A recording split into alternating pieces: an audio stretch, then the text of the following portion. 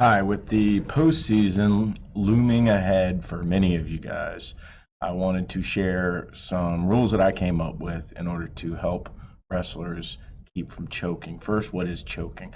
Choking is a short term or situationally loss or decrease in performance caused by stress or anxiety. It can be caused by high stakes environment, or it can be caused by an immediate negative event or something happening. For instance, high stakes, right? Region semifinals. You know, if you win, you go to states or state finals, things of that nature. A negative event would be you go out to wrestle a guy you think you can beat, and he hits you in a headlock or a cement roll or something, puts you on your back, and now you're losing 5-zip. Those two things combined together can create a situation where choking often occurs. And again, significant loss of performance, wrestling not as good as you normally can, and due to stress and anxiety brought on by these sort of situations. So I wanted to talk to you about how to prepare for that and how to react when it happens. So let's talk about two different categories of choke preparation. One is pre-match. Not only while you're warming up for your match, but in the days and weeks leading up to that. And also, if you feel a choke coming, if a situation happens where traditionally someone may choke and you're experiencing that yourself, what do you do? All right, so those are our two situations. So our first situation is pre-match, leading up to wrestling in a tournament or wrestling in a match. The first thing I want to steal from some people, a couple people have been saying this, is, you know, if you don't fill your head with a mental warm-up routine, it's going to fill itself. So if you don't have a plan for, everybody has a plan for physical warm-up, but if you don't have a plan for mental warm-up, if you just kind of go about it, then you're going to end up having some thoughts that might not help you out. So that's the first thing I'm going to tell you is have a plan for mental warm-up, have an idea, know what you're going to do. The second thing I'm going to tell you is it really helps you with the stakes, and it's easier said than done, but don't allow any match to be a big deal. Treat every match you wrestle like the same. So first match of the season, round of 16 at the Christmas tournament, region semifinals. If you start going along that every match is the same and every match has the same level of stakes, it's a whole other topic about how to wrestle a match and not worry about winning and worry about performing or excellence. But right now, just view every match as the same. Number two, don't analyze anything that should be automatic. All right, anything that you already know how to do. Don't overthink specific moves. Don't talk about specific moves. Don't talk about things that. Don't talk about stance, technique, or very specific things that should be automatic that you don't have to overthink. All right. Instead, fill your mind with game plan statements. Number three. Fill your mind with game plan statements. Think, I'm going to be aggressive. Think, I'm going to be in his face. Think, I can't get ridden out. Think, things of that nature. Instead of thinking about specific moves, think about overall philosophies of wrestling. Think about, some game plan stuff is okay depending on if you're a good game planner or not. But don't think about specific moves. Think about overall statements about pressure, about aggressiveness, about scoring, about wrestling well, about stance and head position. General, I'm going to be in a good position. Don't think about what that good position is. Just think, I'm going to be in a good position. I'm going to put myself in a situation to win. And that's going to help you a lot. All right. Number four for pre-match routine. Do not be concerned about other people's expectations. Do not be concerned about social media expectations. Do not be concerned about ranking or seeding expectations. Do not be concerned about any of those things. Do not be concerned about your parents' expectations or anybody else. All right? Because what that does is when you start worrying about other people's expectations for that match, it elevates the stakes of that match. And you don't want to do that. All you need to worry about is your mat assignment and when you're going to wrestle, how far until you're up. Don't worry about any of that stuff. Just one match at a time, and focus on just positive, aggressive, you know, and just focus on statements that are going to help you win that match. Don't focus on expectations. Just focus on wrestling well. And that goes right along with number 5. Okay, number 5, associate yourself with positive stereotypes. And you always see average wrestlers on really good teams perform way over their head. And that's because all those guys are talking about how well they're going to do. They're lifting each other up. Now, often it's in a teenager way, but they're not knocking each other down. They're not talking about how that guy is so good at wrestling and he's going to kick your butt. What they are talking about is lifting each other. Man, you got this. And when people start doing that, you see that on really good teams all the time. People start lifting each other up, they perform better, and it relieves a lot of that stress and anxiety about negative or failure or any of those bad things kind of happening. So you need to find the people in your life that are going to lift you up, and you need to avoid the people pre-match that are gonna be stressful, that are gonna be anxious.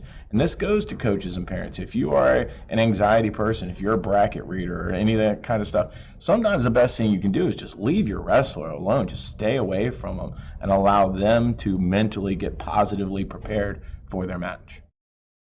All right, so now we're getting closer to the pre-match routine, and we're gonna go into 6 and 7.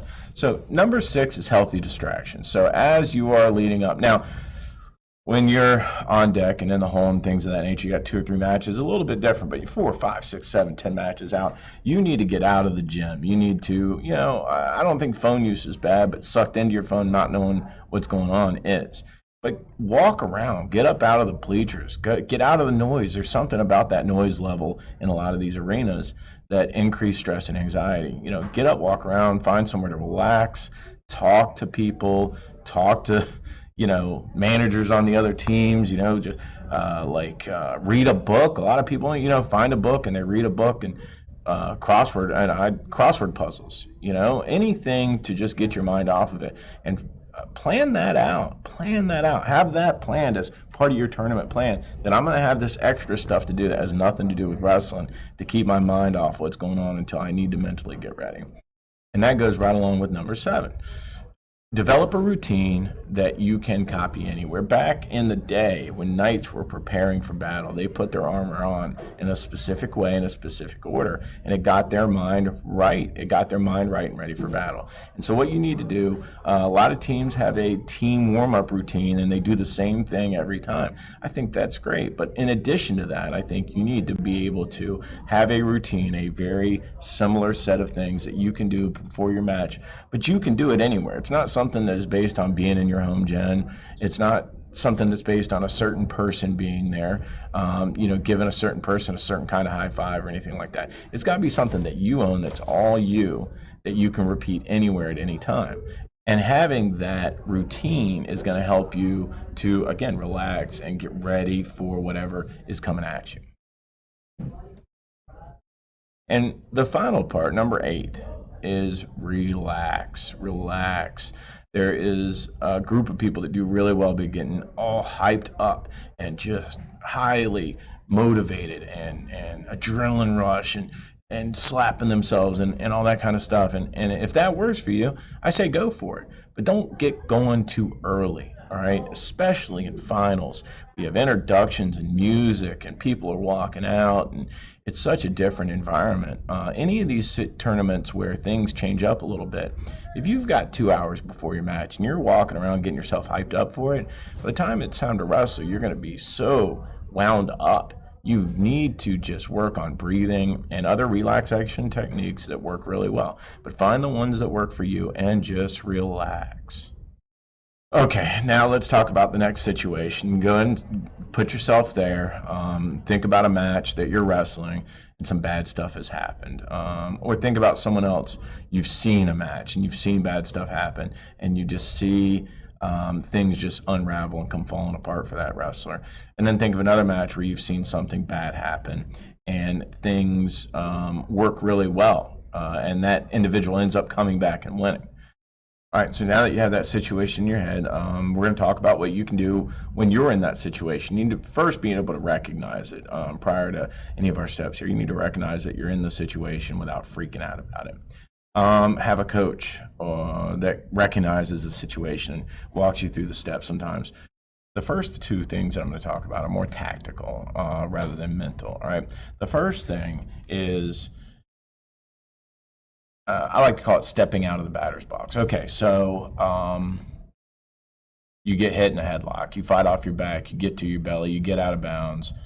Take a breath, fix your knee pad, walk the big circle all the way back, real slow. Adjust your sock. Look at your coach or whoever. We're going to talk about a landmark here in a minute, but step away. You watch baseball and strike, strike. And what does that guy do? Baseball takes forever because that guy steps out of the batter box. He's hitting his shoes. He's adjusting his whatever. He's got his hat he's fixing. He's he's wipe off this thing. I don't know. Whatever it is they do, they take 10 minutes before they go back. And what they're doing is on purpose. There's a reason for that. What they're doing is they're backing themselves out of their situation and giving them a second to. Don't rush into a choke situation. Give yourself, however you need to do it, but give yourself a chance to take a break. You see it in all kinds of sports where a team, events happen, negative events happen to a team, and it's a situation, a high-stakes situation. What is it?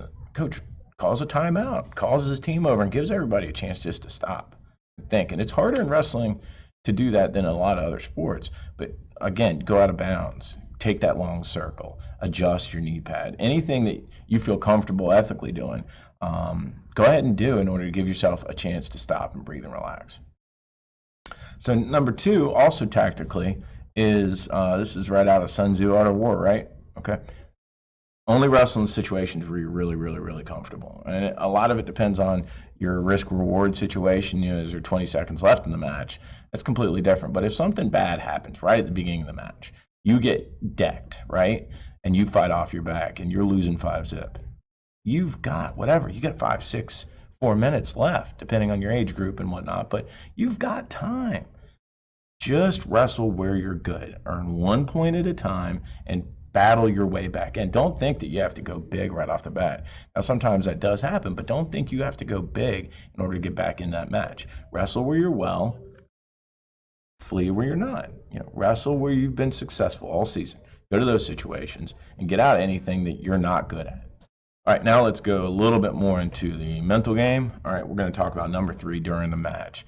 Man, boy, do you see this at the NCAA level all the time. Bad things happen, and you watch body language. Body language is a big thing that we've really been pushing.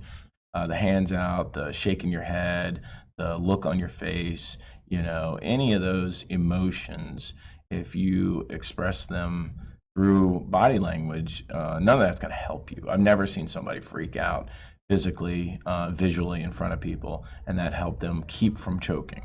So, like I said, relax, take a breath, control your body language. Don't allow yourself to visually show any effects of whatever it is that just happened or whatever high stakes environment that you're in.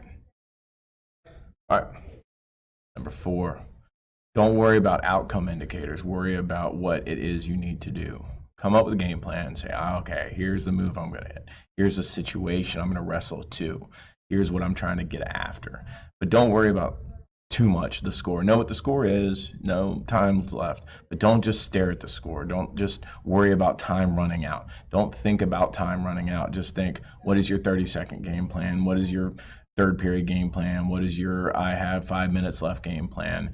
Have that stuff ahead of time, kind of decided on based on your strengths and weaknesses, or look at your coach and on the fly, determine what it is that you need to do in order to win this match. But don't worry about time running out. Don't look at the clock. Don't think of any outcome indicators. Just focus on what you have to do in that situation in order to come back. All right. 5, develop a repeatable, never give up statement. A Bible verse, movie lyric, something from a song, something that your family says all the time, some sort of family quote, team quote, something your coach says all the time, or just something you made up. But have the same words, same thing every time. Come up with something out ahead of time that when the chips are down, you can say quietly under your breath in your head or out loud. You can repeat to yourself over and over and over again. And science says that that specific tool really does help with all of the pressure and anxiety in these situations and helps keep your mind straight and moving forward where you need to go. All right, number 6, find a calm landmark. Find something solid. Find something that is not overreacting. And what I'm talking about, and I'm talking to parents and coaches. So, as a wrestler, when you feel like you're about to lose it and some bad stuff has happened, what you need to do is a lot of those guys and girls get up and they look at their coach and they look at their parent. They look in the stands. They're looking. Okay, and when they look, coach, calm down. Don't freak out. Don't scream. Don't elevate your voice. Don't frantically use a lot of your own negative body language or positive body language, but don't get super excited. Super excited is for the guy that's in the lead. Super excited is for the girl who's, crushing. All right. If your wrestler is fighting that choke and is having to come back from behind, the best thing they can do is have a good, solid, normal voice, good, solid, calm body language. And this includes parents and anybody else that is attempting to help teammates, somebody get through a choke. You need to give them some positive and solid and calm landmark that they can look at and help calm themselves. Finally, fight the snowball. So sometimes people like, if you have to make a choice, get mad, don't get sad, right? So you need to fight the snowball effect, because what happens in these high stakes and anxious situations where you have to come back from behind or something really bad has happened, or it's time to perform and you feel like choking is going to keep you from underperforming. Don't think that every single thing that you do is going to be the best thing. If you're coming back from behind, understand you're going to have to take a little risk. You're not going to be able to win being the most conservative person in the world. So in taking that risk, not every shot is going to be perfect. And what you want to fight is the mental snowball that you're coming back, right? It's 5-zip. You got your escape. It's 5-1. Just because the first shot you take doesn't work doesn't mean that you're not going to come back. Don't say, oh, that shot didn't work. Oh, that sprawl didn't work. Oh, I didn't grab his hand correctly. Don't look at every little thing and allow yourself to develop this snowball of anxiety and negative feelings. Instead, judge each situation individually. Just like no match is a big deal, no situation is a big deal. Just keep plugging away, keep moving forward. And don't allow yourself to snowball into this anxious cycle where you continue to think about each little thing in the negative. All right, thanks for listening, and I wish you the best of luck in the postseason.